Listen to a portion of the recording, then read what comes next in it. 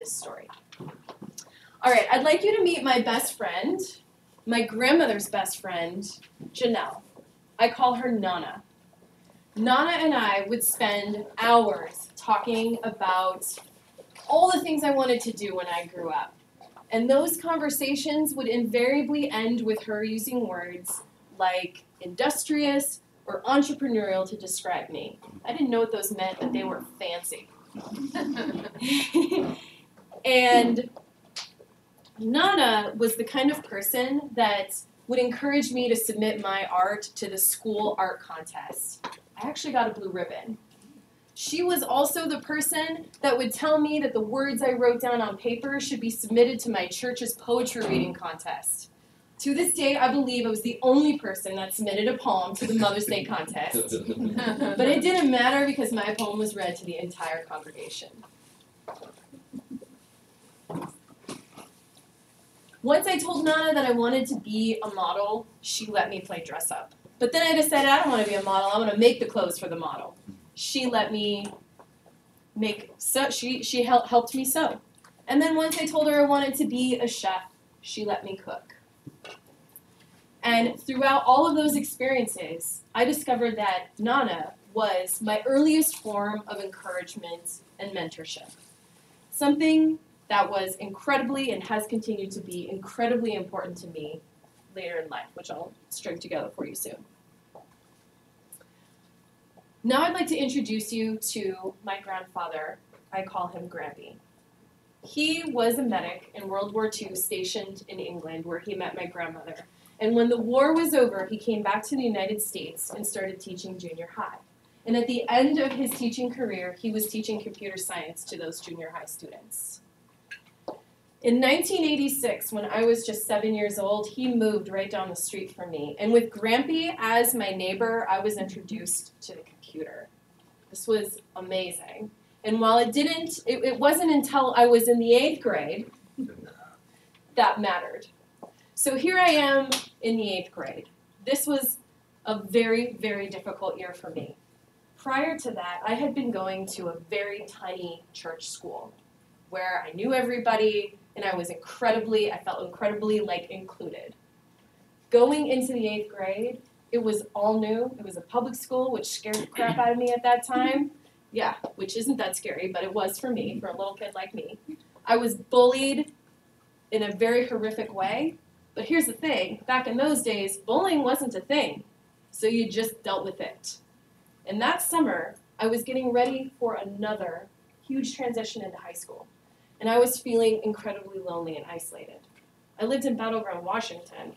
I did not have friends that lived very close to me, and if you're familiar with Battleground now, you know that there are lots of neighborhoods, but back then, it was not the case. And one afternoon, Grampy invited me over to hang out. And I found myself in his den where he had all of his computers. And that afternoon, all by myself, I figured out, with the manuals on the floor and calling tech support, how to get his computer connected to the internet service provider and then to the bulletin board system. I still cannot think of anything as gratifying as hearing a dial tone, a ring, and a connection coming out of the computer. It was then that I fell in love with computers. I gotta get myself caught up here because I have a lot of stuff to tell you that I had to write down. So one moment, please. Okay, so Grampy provided me with resources. All right, so the next big transition in my life was when I was getting ready to go away to school. So in 1997, when I was graduating from high school, I was ready and very excited to pursue my dream of going away. And there's a couple things that I think are important for you to know about me and about that situation. So throughout high school, I knew that I was not going to have any financial support going away to school. We had no money, and so I had to figure out how to do it on my own. So I had the opportunity to take classes in high school that would achieve college credit. So I could earn an entire year of college while I was in high school for free. So I did that. I worked 3 jobs. And the summer before I went away to school, I decided I needed a job. I'd never been to Pullman, Washington before. I had no idea what kinds of jobs there would be. So I decided to go to the website, and I found the webmaster's email. Remember when webmaster email? Does anyone remember that? It was at the bottom of the page. Am I that old? Anyway, I decided to email the webmaster telling this individual, I need a job. Is there anything, like, help me? Like, that's literally, I wish I could find that email because that's basically what it said. They wrote me back, and they said, yeah, actually, we have jobs for someone to live in an all-woman dorm as a technician.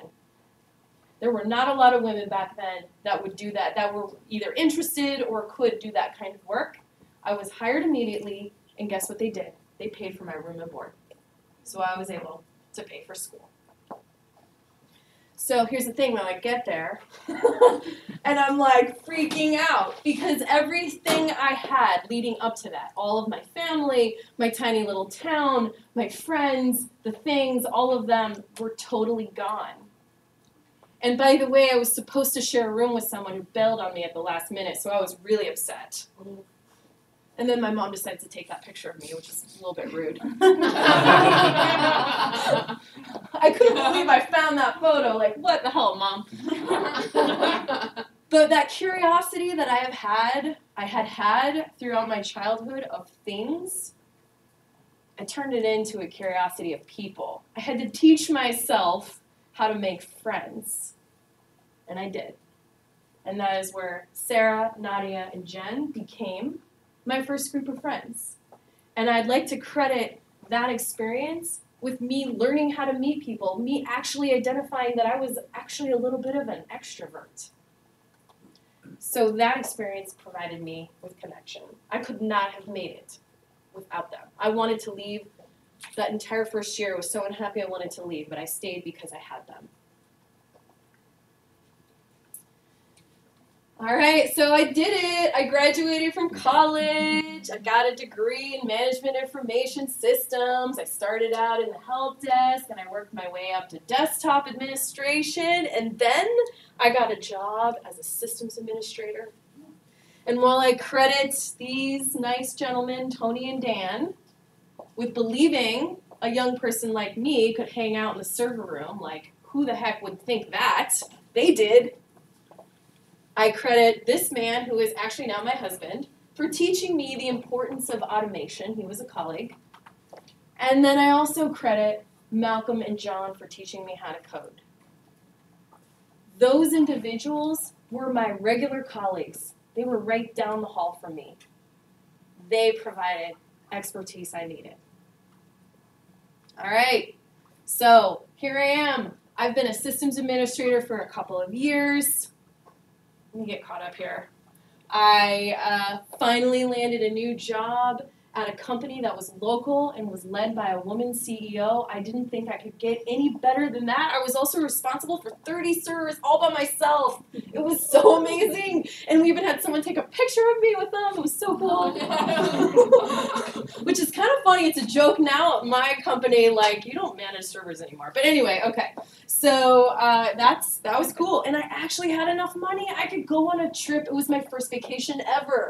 I went to England so I could see my grandmother's hometown. It was so great. I was on top of the world. So I thought. And then I come home, and I'm sitting next to my boss. We were in cubes. And I overhear him talking to HR about hiring a new person on our team. And he said a figure that was so huge. I had no even idea that could possibly be someone's salary, let alone the salary of someone that was going to be on my team. This new person was going to be making 30% more than me doing the exact same job. Now I was totally crushed.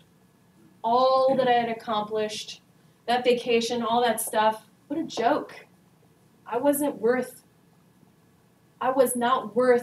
the money he was making. That's what I thought.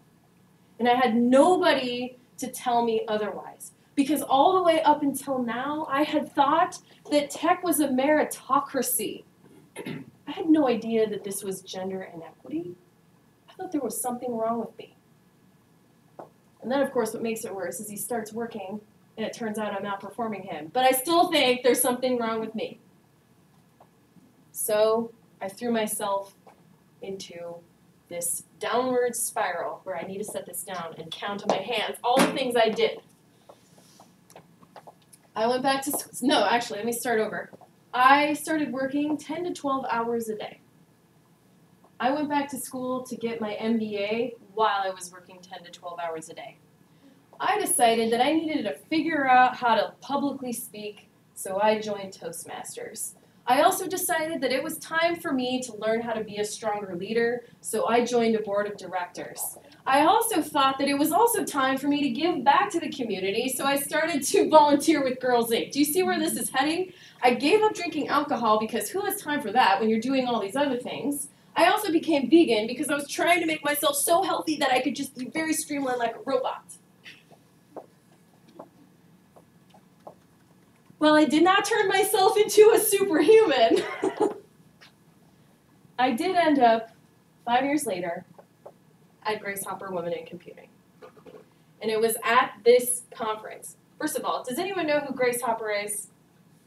Some people. She's a very important computer science pioneer. So I'll just say that. You can look her up on Wikipedia. But this conference is a very important conference for women in tech. And it tours all over the country, and it happened to show up in Portland in 2011. I had never heard of it before, but it had the words women and computing in it. I was like, I gotta go. So I did. I had never seen anything like it. I had never seen a group of women coming together to support each other in the same industry, let alone my industry. The industry that I had just spent the last 5 years figuring out how I was going to stay, fantasizing about leaving. And while I was finally woke to that inequity that I didn't realize was inequity 5 years previously, I also felt incredibly hopeful because there was a path forward. And I realized that if I could take the encouragement and mentorship that I had so ingrained in my life from Nana, the resources, no matter how meager they are, no matter how strewn all over the floor and how much you have to piece it together, I did have access to a computer. And no matter how hard I had to work to get friends, and just walking down the hall and being able to find experts, I was able to put it all together, and I was like, oh my God, I'm actually competent and competent? Is it possible? So right after that conference, it was a couple of months later, I started PDX Women in Tech. Now, that is a pretty giant number right there, 5,446 people. It started with 15 people. It started with a little meetup, not even meetup didn't even exist. It was LinkedIn. It was a little post on LinkedIn saying, please come hang out with me at this bar. I was so worried no one would ever show up. And they did. And they begged us to do it again and again, and we never stopped. And now we're over 5,000 people, which means we are also 30% of Portland's tech workforce. That's a big deal. Even I can't even reckon with that. Sometimes it scares me. So this is where my notes come in. Because you're probably wondering, like, okay, fine, that was all good for you. Like, what does that mean for me? Let me catch myself up here. Okay, so the other thing is, and I was telling Hannah this as I was preparing, there's some stuff in here that's pretty personal, but I want to share it because I think it's important, and I would encourage you to ask questions about it if I don't add enough clarity. So why does this matter to you? So it matters to you because encouragement and mentorship can come in so many forms. It doesn't have to be someone that has a tremendous amount of experience of more than you. It could literally be your nana. It could be your grandma. It could be your neighbor. It's just someone who is going to encourage you to do the thing that you don't think you can do, no matter how tiny or how big that thing is. Those people exist in your life. You just have to open your eyes to them. Resources. Again, like the resources, I didn't have anything fancy growing up. I just happened to have a grandfather that happened to have a computer that was not even really connected to anything, right? You can find resources at the library. You can find them in your class here at Tech Academy. You can find them at work. You just, again, have to be open to what that might look like, and they're not always going to be obvious. Connections. This is important because these are the people that are going to be with you as you navigate these different parts of your life. And they don't necessarily have to have all the answers. They just have to listen to you and believe you. And expertise, like I said, I just walked down my cube hall. I had no idea that I happened to work next to one of the biggest contributors to the Perl community.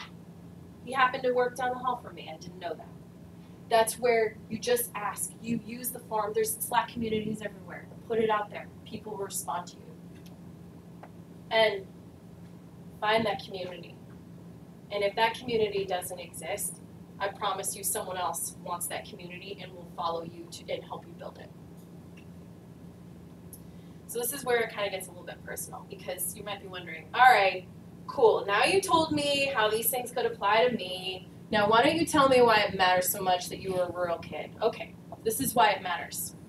Because one of the things that I've been challenged with in my almost 20-year career is, especially lately, I've had lots of people ask, well, how do you do that?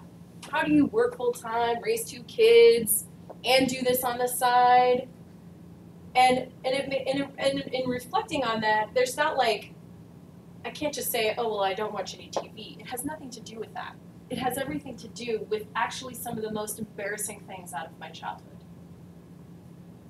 So when I was a kid, I was not exposed to much. My parents were pretty progressive. But my grandparents and my neighbors, and I went to, a very, very rigid school. I grew up with a lot of ignorance. But there was something inside of me that always pushed me to think that there was more. And I knew and was embarrassed by how much I didn't know, but I used that as a way to build my ability to ask questions. And that has translated into a situation where, because I'm so curious, people see my curiosity. I'm very open about the fact that I don't know everything and that I'm going to make mistakes. And now people come to me explaining and providing feedback on how PDX Women in Tech can improve, how the words that I have said have been offensive or hurtful without me intending. And it's because they know that I have been very open about the fact that I don't know. And it's that cycle that has allowed me to continue to improve and iterate and also share that information back with PDX Women in Tech and build what I believe to be one of the most inclusive communities here in Portland.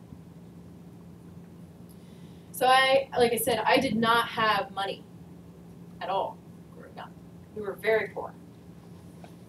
And every single thing I had to work for. I began working, gosh, actually I started working when I was 10 years old. I don't even know that that's legal. But anyways, I was. And I was getting a paycheck. That's really odd.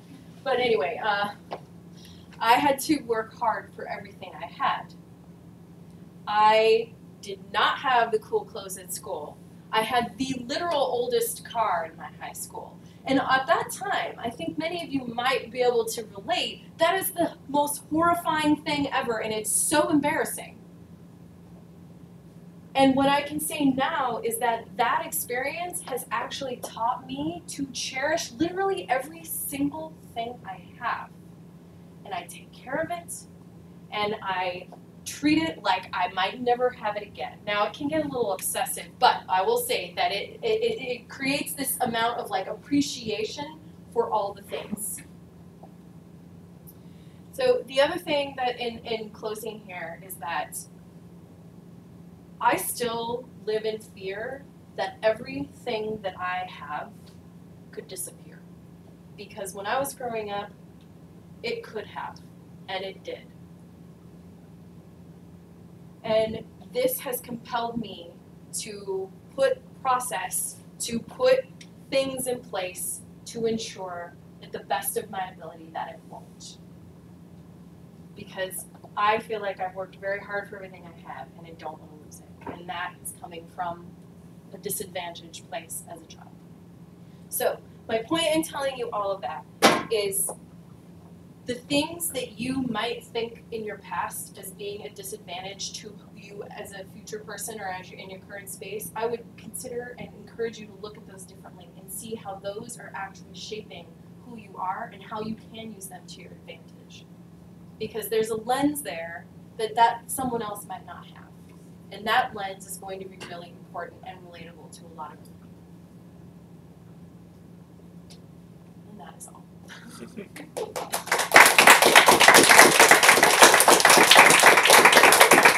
And this is how you can find me. Does anyone have any questions? So you stopped watching TV, that's the... Yes, I actually don't watch anyway.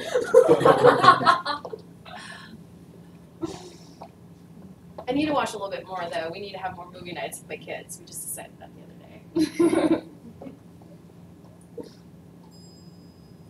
Yeah. Did you achieve every single one of those goals, including the going back to school and everything that you set out to do? All those things I did at this, like in that 5-year period. Yeah. This one's legit.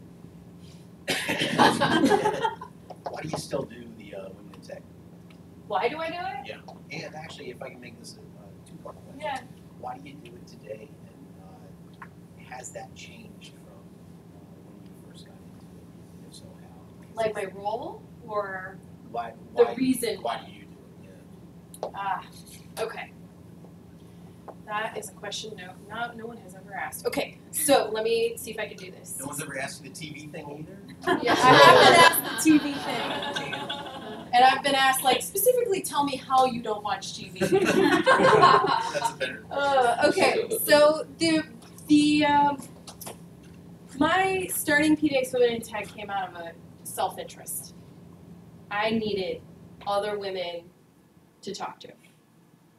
And that's really all I set out for. It was like, well, can't find them at work, and I don't really know how else to find people, so maybe we can all just sort of gather every once in a while and make friends. And that happened, right? So I continued to do it because it was feeding me in the sense that it was helping me stay in tech.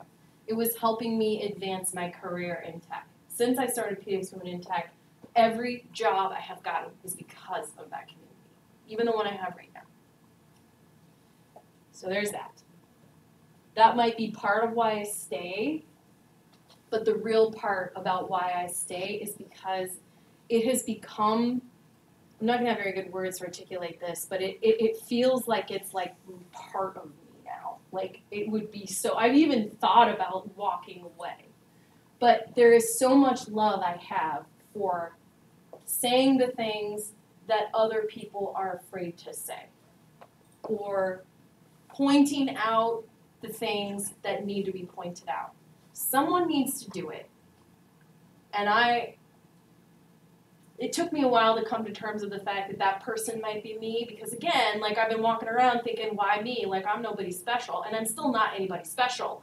But I am someone who, well, you know what? I'm going to say it because it needs to be said. So that's why I continue to do it. And my role is changing. I've never thought that PDX Women in Tech could ever become a thought leader or an advocate. And when someone pointed out that we are 30% of the Portland tech workforce, that's critical mass, folks. Shit can blow up with that. Pardon my language. But that's okay, right? Here, I'm totally okay.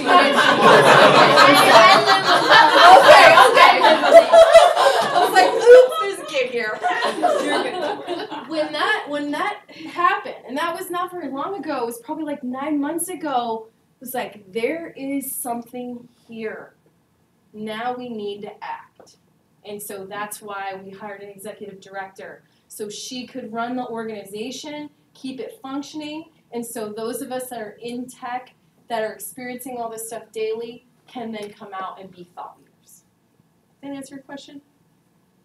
Okay. Keep asking if I didn't. Yes? How long have you been not watching TV? Like 7 years. Now I wanna just like clarify real quick. I do watch Better Call Saul once a week, one episode, maybe once every 2 weeks, but that's it. Can't find time otherwise. Starting up again soon.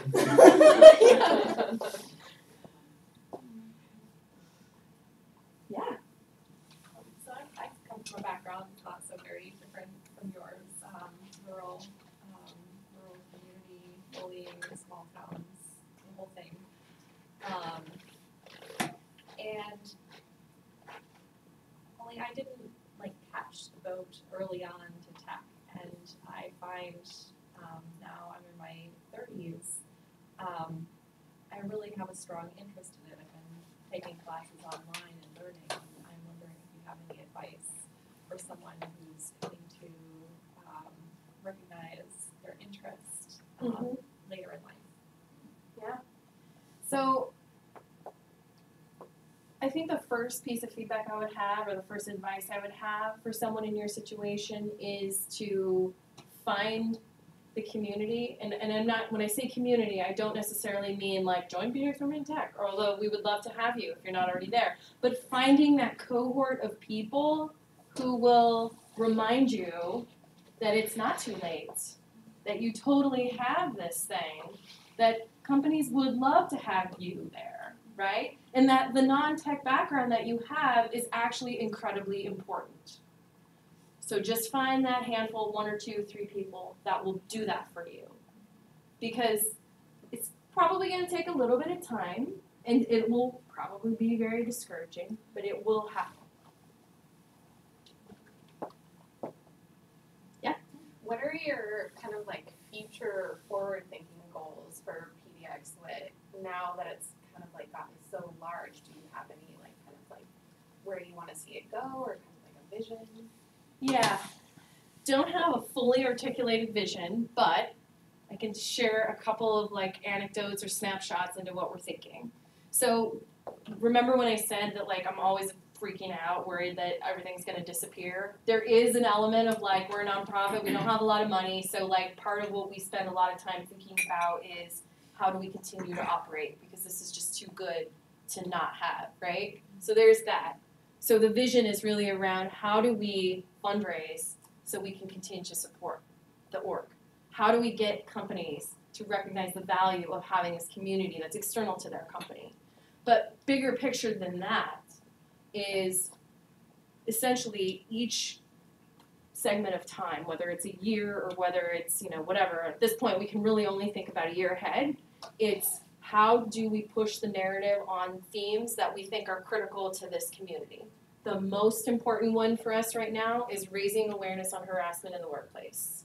And so we have data, we have projects in place that are intended to raise that awareness. Because here's the thing, as much as the Uber situations happen, the Nike situations happen, the Me Too movement happens, it's sad, it's very disturbing for me to know that many executives at companies still don't think there's a reason enough to do something about it, even though they're the ones in a position to do it. It's like, oh, well, that's not going to happen here. We're diverse and inclusive. We have snacks and whatever, the things that make it inclusive. And someone told me recently that there is so much power in having an organization like ours step forward with data, step forward with action, because a company is not going to come forward, and say, well, we found out we had a big problem with harassment here, and this is what we're doing about it, right? We need to do that work. So that's our big focus right now. But I wish I had a bigger long-term plan, but we're still just kind of flying by the seat of our pants. So I do have a follow-up question, but I'm going to bring it down to earth here. You have 2 ladies right up there in the front. Is your message different to each of them? Well, we know each other, so that's a little harder. Yeah. Yeah, I would say no. I mean, I'll just relate it back to this talk. I have actually done this talk to an audience of donors. So people who are, you know, theoretically in positions of power and money. And this talk has been done to high school girls and to grade schoolers. So there is, I think, something in what I'm saying here that's related to all of those categories. So while the specifics or some details might be different, like I would not use the S word if I was talking to a group of 8th graders, or I've actually had been specifically asked not to talk about a bullying situation in front of a group of 8th graders. So it just kind of depends on the audience, but the reality is it's there, and it's relevant, I think. Does that, you know me, does that seem fair? I think it's very fair. I think that she does really well to tailor her message, but I think it was you that asked the question. I think overall, though, Megan's initiatives are the same. It doesn't matter who she talks to. It doesn't matter your skin color, your gender. It doesn't matter. It's always been the same message, and I think that's why PXWIT is so powerful, because it's consistent. So. And I also think, like, for a young person who's just going into the 6th grade, if I could pick on you, I mean, I think it's really important for kids to know, like, to see an adult standing up here, like, I'm lucky enough to get to stand here in front of all of you, that, yeah, I was bullied. It was really bad. There was no bullying thing, like I said, right? And so, like, I think having that and, like, and knowing that, like, I'm a real person too, and that, oh, she made it. There's another side to this is helpful to have that context. I honestly wish I could have sat in a situation like this and seen someone else talking openly about some challenges that they had as a kid. How did you handle the bullies? So the sad reality is I didn't. I didn't know how, and nobody thought it was bullying. Because I actually come from almost the exact same background as you, because you said that you've always been bullied. I've been bullied for over 2 years, and nobody taught me how to stand up for myself on bullies, but that's when I found out, well, I can make a deal with them, because I got something that they really wanted to, and they never tried it. I said, all right, you have to stop bullying me, and I'll let you play. And they haven't bullied me for a long time now, but they still like it how I used to chase them to get them away from me. But now we're like friends, but nobody taught me how to stand up for myself. I just did it. Yeah. Well, and one thing that I would encourage you to do is you have learned how to overcome it. So be on the extra lookout for other kids who don't know, who haven't learned, and help them. I've done that a lot. Good. That's awesome. Oh, I just was curious because I know you mentioned earlier that you found out you were making, this guy was only 30% more than you. And you mentioned that you started doing all this stuff because you felt like you weren't worth that. Like, did you ever eventually get to feeling like you deserved that raise? And like, did you feel empowered eventually to negotiate for? So it did not happen at that job. And I'll be honest to say it actually took a long time. Because I really felt like, oh, like if he's capable of making 30% more than me, then he must be like 30% better than me, right? And it wasn't until actually recently with my new job that I actually was offered a salary that I didn't have to negotiate for and I felt was equitable. But I, right before that, had been offered another job that would have, it was a total lowball, and I think they were trying, you know what I mean? Like, but I was like, I'm never doing this again. I'm going to wait until I have the job that's going to pay me the right thing. So no, I didn't get to go back to that job and ask for more money. It was just a piece of information that I had that informed my future decisions. Yeah. Just my own curiosity, was that situation at the company with a woman CEO? Yes. And what's funny is I don't know if it's funny, but I Did anyone hear about the documentary Chasing Grace? Well, so I had like a part in that documentary. It was about this story. And at the screening, a colleague who worked with me at that company came up to me and she was like, "Oh my God, I had no idea." And I was like, "Yeah, that happened at our job." And she still didn't believe me. She literally was like, "Oh no, no." That's why it's so important to believe people. I couldn't have said anything that, like, at this point in my life, I don't care if she doesn't believe me, whatever. But like then, that would have been devastating. She was like senior to me if she wouldn't have believed me. I actually saw the guy that made 30% more than me. I don't think he knows that I'm going around talking about it. He didn't act like it. I don't care though. So do you feel like that's changing at all? That the pay scale between the genders is switching to be more equitable, or is there still that kind of 30% gap? Yeah, I mean, if you look at data that's national, it's not enough, right? Like, and there's different, like, depending on the state you're in. I can't remember exactly what it is for Oregon, but of course that's not specifically tech. The problem is it's hard to know because no one has to disclose this information, and most companies are paying on a range, and also it's not okay to talk about your salary. So like you just wouldn't know. So what I was saying, I'm getting really cool. I was just saying that like at my current job, they actually have eliminated this as an issue. I shouldn't say eliminated. They've attempted to mitigate this by basically pegging salaries to job. So if you're an engineer level 1, all of you are the same. All the engineer ones get paid the same. And then if you go out to the market and have to hire an engineer 1 and that market rate goes up, then in order to hire a new person, then everybody's salary goes up. So that's how you can achieve some degree of salary transparency and equity without actually like publishing a spreadsheet of all of the salaries. But that's in fact what you do.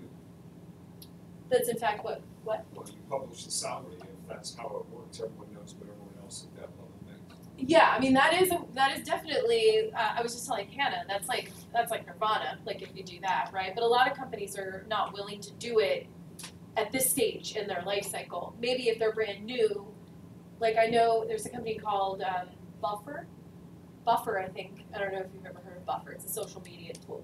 You could literally find their spreadsheets and you can go and see what everybody makes.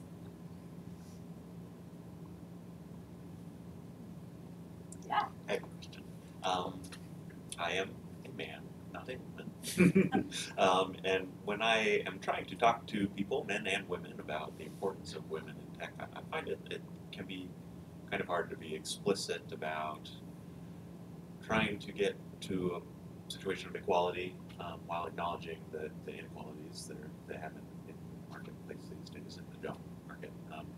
Do you have any tips for me or for anyone else? So help me understand. So you're trying to talk to, like... How do I say that women in tech is an important thing without coming across as sexist as a man or as... Oh. You know, just how do you talk about that explicitly? So, okay, can I clarify? So please. You're bringing it up and people are actually thinking you're sexist for bringing it up? I just want to make sure I understand. Like, they're like, why do you care? Or like, women in tech are good, but why? What can I say to people to convince them that it's good to have yeah. more Well, I women mean, in tech? if you're having a conversation like that, the real macro reason why you need all kinds of people in tech, right, is because, very simply, tech is building our future, and our future will be designed for one kind of person if we don't do something about it. And if you want to get all dystopian here, let's talk about things like smart homes or artificial intelligence, or we can talk about cryptocurrency. Like, think of the outcomes of having one homogenous kind of person developing that. It's horrifying. That's why. Yeah. Okay, thank you. I don't know if that's actually going to help you. That's it's usually like, pretty much what I say. So actually, and I will tell you, are we okay for time? Yeah, you're fine. So here's a real life example. Did anyone ever see Shopkeep's dongle ads before we got them taken down? No? Okay. Well, there were dongle ads all over Portland that were like, I'm not even going to repeat them. They were extremely phallic and not at all appropriate. And a very important thing about that is if they had had the right people, or not the right, if they had had like diversity at the table when they were coming up with that marketing campaign, they could have saved themselves the trouble. I don't know if you, for those that know what I'm talking about, those ads were actually down for months with nothing on them. It was a very long prepaid campaign that they very quickly and easily, and thankfully, they said, thank you, pulled it down. It was expensive, but it was the right thing for them to do. You can avoid expensive mistakes. That's like the least you can do. But the most is like changing the future of humanity, right? I mean, I want to leave you with this thought and come to the future of women, or the future of tech is intersectional. Like, there are some serious, deep concerns about virtual reality. What happens when harassment takes place in a virtual world, right? What happens when your smart homes are being designed by the people who are intending to keep you in or out of your house, right? Like, the things that the smart home currently sets up today are not necessarily my biggest interest. They tend to be things that my husband's mostly interested in. So it's not really a smart home for me. I shouldn't say that, but most of it isn't, right? Anyway. I think we can all agree that it's in your profit interest to have diversity in any company. Yeah. Because in this day and age, the losers will not recognize it soon.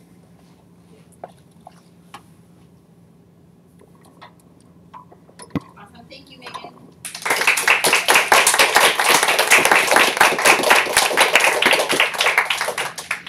Cool, this is fun. Nice to meet all of you.